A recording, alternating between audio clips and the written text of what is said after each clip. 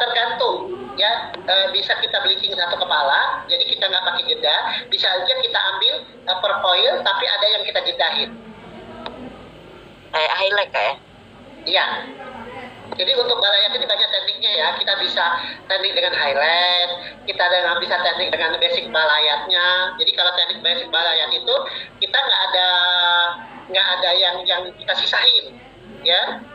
Jadi tapi kita ngambilnya agak tebal, 2-3 cm kita balannya, ya. Nah tapi yang kita balayat yang kita absir bagian atasnya aja. Jadi yang di dalam 3 cm nih, di tengah-tengahnya ini bleaching ini nggak tembus ke dalam, cuma bagian setengah udah seperempat ke ujung ini yang kita tembuskan. Nah itu bisa. Atau kita ambil selapis misalnya 1 cm, kita tutup dengan foil, jadi ada yang kita sisakan.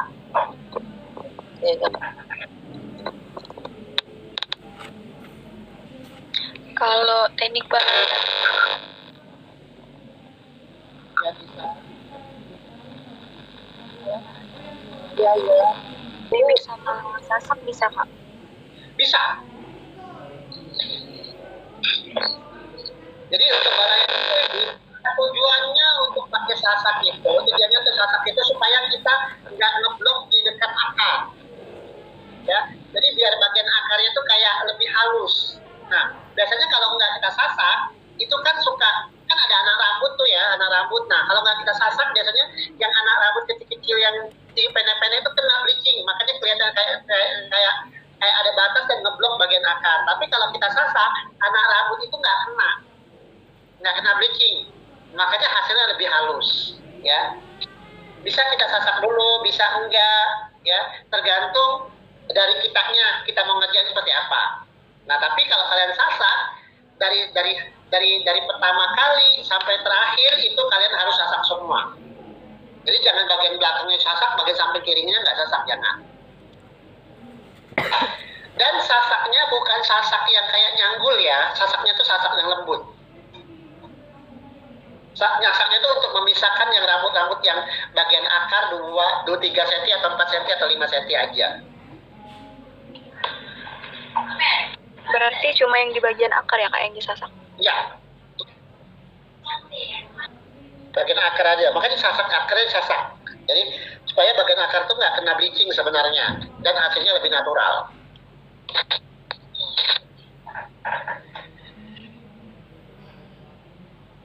Ada lagi?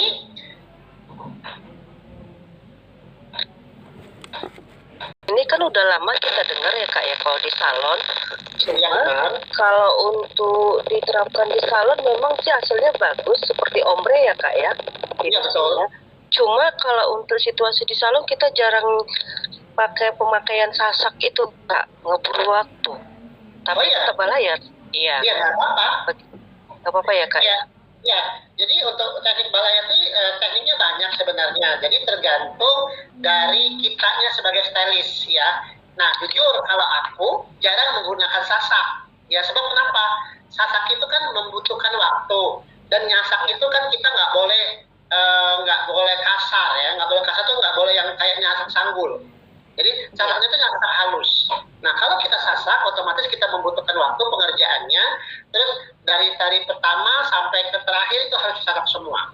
Nah, setiap waktu kita membongkarnya juga biasanya walaupun kita udah bekerja hati-hati, biasanya itu suka orang pas kita bongkarnya juga terasa sakit. Iya benar Kak. Nah, pas dicuci ya Kak ya, dikeramas ya Kak ya. Dicuci. Ya pas dicuci, pas dikasih conditioner itu baru kita buka di backwash, kita sisir.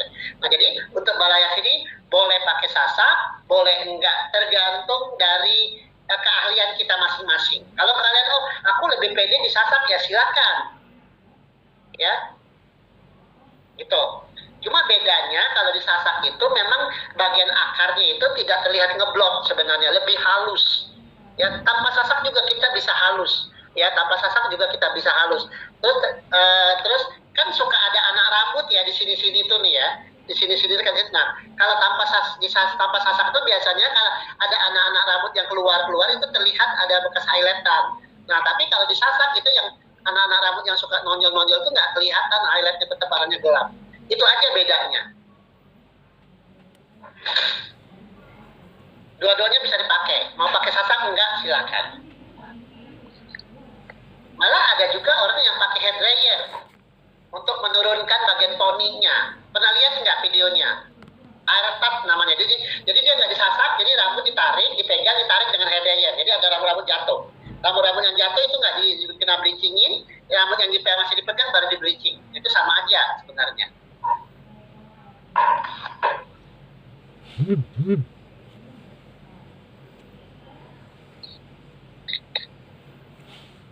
Oke, gitu ya. Lanjut. Nah, mudah-mudahan besok kita kan besok ada 4 nih. Ya, kita lihat dari kondisi modelnya. Ya, bisa kita menggunakan teknik balayat, ya, dengan secara basic balayat. Terus satu model mungkin secara highlight atau dua model highlight atau balayat, satu dengan global. Kita lihat kondisi rambutnya dan ketebal rambutnya ya. Tapi kalau global itu kalau rambutnya tebal banget kita nggak bisa lama nanti selesainya. Ya. Nah, saat kita melakukan teknik balayat, kita ada nih, ya, ada yang perlu kita perhatikan, ya. Pertama, pas kita narik ini rambut, ya, nggak boleh kendor ya. Pegangan ini nggak boleh kendor, jadi nggak boleh rambut ini melengkung.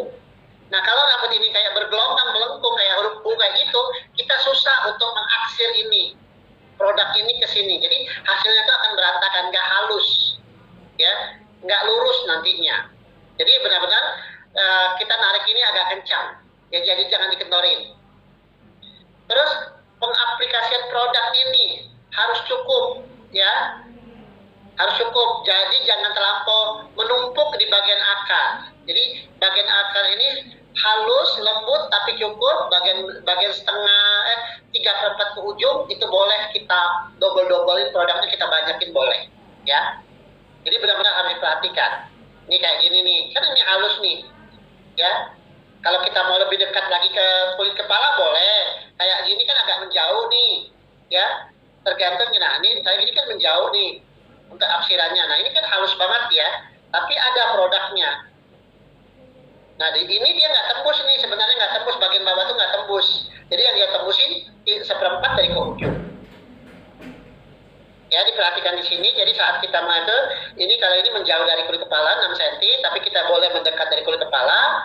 Terus penekanan ini tidak boleh ditekan banget supaya produknya nggak tembus, ya. Tapi setelah 1/4 ke ujung baru kita tekan kita tekan 50% sehingga bisa tembus ke dalam.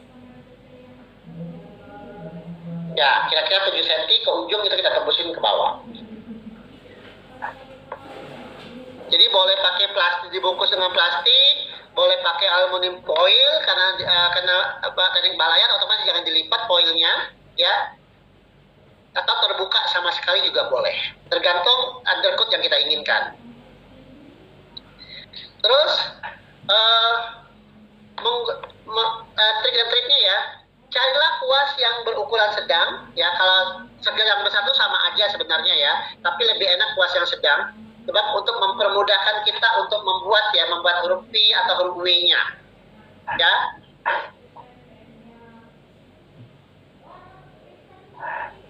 Terus carilah kuas yang ujungnya itu bulu-bulunya itu masih halus ya, kuasnya itu masih yang halus ya.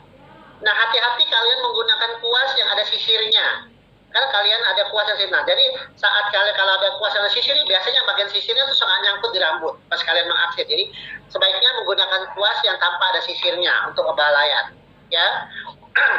Terus carilah bulunya itu yang masih bagus, yang masih halus, bukan yang bulunya itu yang udah berdiri-berdiri ya. Mana ya kuas aku ya? Sebentar, coba aku lihat. Sebentar ya. Kuasnya nggak ada lagi di sini. Tapi besok kita lihatin kuas yang bagus atau yang enggaknya kayak gimana. Nah, untuk ketebalannya sendiri 2-3 cm. Nah, ini yang baik pakai foil walaupun tidak foil. Jadi kalau kita ngambil ketebalan 2-3 cm ini yang tidak ada kita sisakan ya, tidak ada spasinya.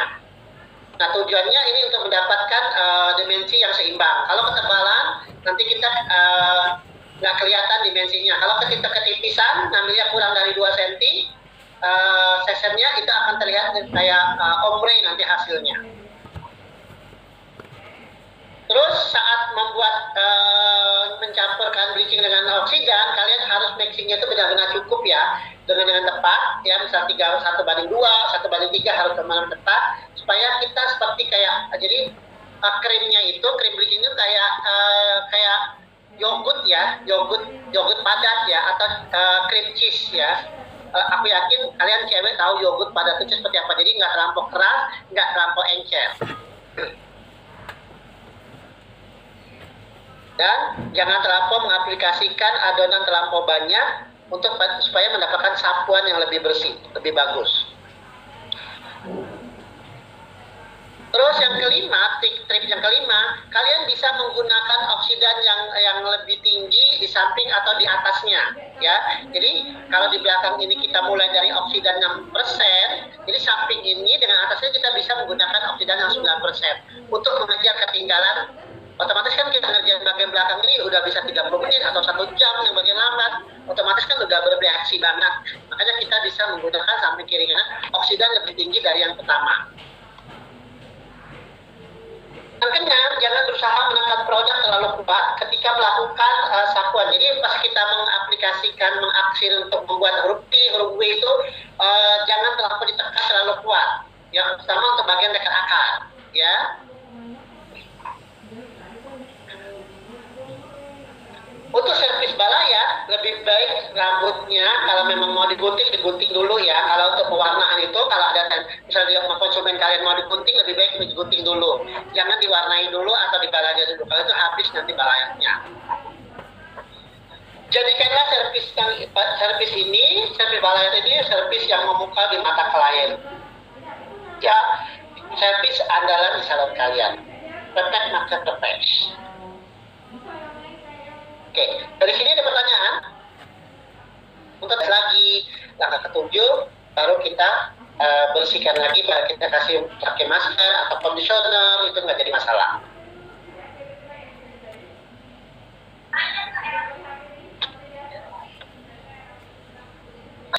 Nah, ini yang sistem pakai aluminium, pakai plastik aja, ya.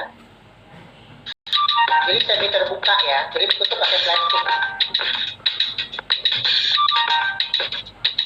jadi kalau pakai itu kita satu-satu ya, satu-satu bagian itu kita kasih ini, tuh lihat.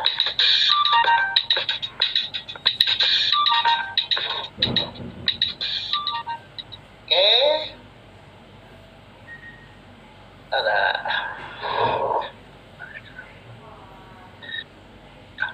Jadi saat kita melakukan teknik balayat ini, ya, dengan natural, ya, sehingga kita mendapatkan hasil yang sesuai jatuh rambut secara alami. Ya, kalau memang perlu kita menggunakan balayat bot untuk sebagai gambaran, ya, gunakanlah kuas yang lebih kuas secara lembut, layaknya kita melukis. Jadi balayat ini seperti kayak melukis ya, seorang melukis ya. Jadi jangan kasar. Kalau kita kasarkan itu otomatis nanti akan berantakan hasilnya. Aplikasikan di bagian dekat akar, semakin ke ujung semakin berat. Maksudnya itu pas bagian akar itu kita secara halus ya, secara lembut penekanannya, semakin ujung itu semakin ditekan. Sehingga kita tadi balaya itu hasilnya itu seperti kayak highlight dan ombre. Jadi bagian ujungnya seperti ombre. Untuk produknya sendiri ya harus cukup ya. Pertama bagian ke ujung harus merata, dari akar sampai ke ujung itu harus merata. Besok kita hand on. Nah teman-teman, dari untuk proses lightening ini, untuk proses global lightening ini atau blond ini, ya kalian udah harus tahu nih, ya proses lightningnya itu seperti apa, ya apakah kita cukup menggunakan warna atau harus kita bleaching dulu, ya kalian harus tahu, ya. Lightningnya sampai di level berapa undercoat-nya, ya? Apakah kita menetralisir atau kita merendam doang atau kita cukup menggunakan undercoat yang ada, ya? 3 kunci tadi untuk servis salon dari global, ya. Satu kepala kita bleaching dengan highlight ataupun dengan balayat. Ya, sebelum kita masuk ke konsultasi ada pertanyaan nggak? Ada yang mau ditanyakan silakan, ya. Oke. Jadi sebenarnya saat konsultasi itu kita harus tahu nih konsumen ya, ya kayak di Mi Up ya, kayak di Mi Up atau di Herdu kayak gitu. Mereka tuh mau acara kemana kayak gitu, ya. Terus kita tanya dulu nih, kita konsultasi, kita tanya dia mau acara kemana. Oh ya, kalau mereka kan pengen ada acara, biasanya kan orang kan kalau merubah penampilan pasti ada mau ada acara. Jadi kita harus tahu nih supaya warnanya itu nggak norak, ya nggak sesuai, biar sesuai dengan apa yang dia inginkan. Barulah kita lakukan diagnosa bagian kulit, bagian rambutnya itu kita diagnosa rambutnya itu di level berapa, tengah punggung ada di level berapa, ada baturan warna apa. Barulah nanti kita pilihkan warna ya, dari warna balayat itu atau warna blond itu kita pilihkan dari level paling rendah level 6 sampai level tinggi. Nah, ini kalau di color ya, kalau di color saat kita melakukan konsultasi ya, kita pilihkan 3 warna aja ya, kita pilihkan 3 warna, misalnya level 6, level 8 dan level 9 ya. Kalau level ya, jadi pilihkan dari yang sedang, yang rendah, yang sedang, yang tinggi. Nah, konsultasi sebaiknya kalian kan ngomong tuh, bicara tuh dengan kalian lakukan catatan juga, kalian buat catatan juga supaya apa yang diomongkan ke konsumen yang penting kita catat. Ya, kita catat biar kita ulangin. Biasanya kalau nggak kita catat, apa yang kita dengar itu hanya dapat 20%. Ya, yang kita dengar tuh hanya dapat 20%, 80%-nya masuk ke tong sampah. Jadi supaya kita dapat 100%, harus apa yang dikatakan konsumen kalian harus kita catat, utama hal-hal yang penting. Misalnya contoh, oh ya enggak, aku mau di warna blond, tapi aku blondnya nggak mau terlihat warna kuning. Nah itu kan udah tahu tuh, konsumen kita mau warna blond, tapi dia nggak mau terlihat kuning. Itu kan poin. Jadi bisa kita ulangin. Iya kak, kalau C atau ibu, nanti kita Cici mau warna blond, tapi blondnya tidak mau warna kuning ya, tidak mau terlihat warna kuning. Otomatis dia kan, oh iya. Nah kita tahu, udah ada kata-kata iya, berarti kita udah sepakat nih antara konsumen sama kita. Baru bisa kita kerjakan, ya. Oke, nah ini saat kita mau bikin nah sebaiknya kalau video tetap ada juga harus fotonya. Jadi foto dan video harus dibarengi. Jadi ada foto before dan video before-nya, foto after, video after-nya. Jadi caranya ya, sebelum dan sesudah. Jadi kalau penampakan foto before after itu kalau bagian depan semua ya. Jadi kalau misalnya before-nya depan, after-nya juga depan. Ya, kalau samping ya samping. Jadi harus sama. Ya, jadi jangan sampai foto after-nya foto before-nya belakang, after-nya depan atau samping, jangan. Jadi harus sama. Kalau depan semua, kalau belakang semua. Nih kalau misalnya kita ambil setengah rambut gitu, berarti pas after-nya juga setengah rambut. Ya, bagian belakang tuh pakai 2. Ya, semuanya gitu. Nah ingat, foto before nggak apa-apa jelek ya, foto before nggak apa-apa jelek, tapi foto afternya yang harus bagus. Jadi kalau dia belum pakai lipstick, kita pakai lipstick, jika perlu dia pakai alis, pakai bedak ya, pakai blush on sedikit biar lebih segar mukanya. Nih kayak gini kan, contoh nih, kalian bisa lihat ya. Nih kayak gini kan jelek banget nih foto after, foto before-nya, tapi foto before-nya kan cantik banget. Ya.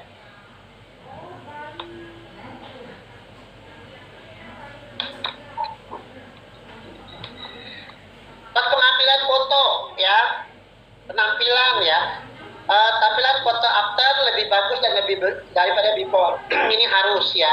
Jadi kalau pencahayaannya kurang ya, jadi foto before itu harus ada pencahayaan lebih bagus ya. Kalau foto before itu agak gelap pencahayaannya nggak apa-apa, rambutnya agak kusut kayak nggak disisir nggak apa-apa, kayak baru bangun dari tidur nggak apa-apa, tapi foto before harus benar-benar rapi ya.